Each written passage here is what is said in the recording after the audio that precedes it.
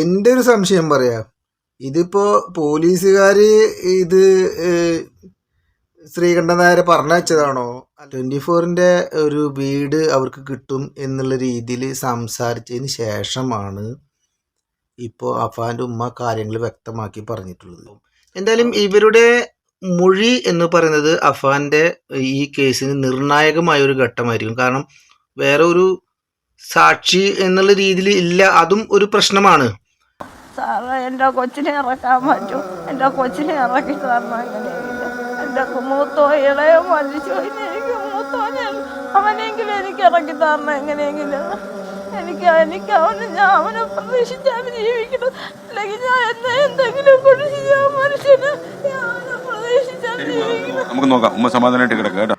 എന്തായാലും 24 ഒരു വീട് വെച്ച് കൊടുക്കുന്നതിനെ കുറിച്ച് നമുക്ക് വിഷമമൊന്നുമില്ല. നമുക്കിപ്പോൾ ഒരു കൂട്ടർ ഒരാളെ സഹായിക്കുന്നു എന്ന് പറഞ്ഞതിൽ സന്തോഷമുള്ളൂ.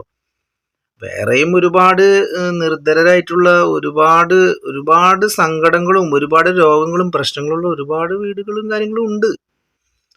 ഇപ്പോൾ ഇത് ഒരു കൊലക്കേസിന്റെ പശ്ചാത്തലത്തിൽ ഉണ്ടായിട്ടുള്ള ഒരു വിവാദമായിട്ടുള്ള ഒരു സംഭവമാണ് ഇത്.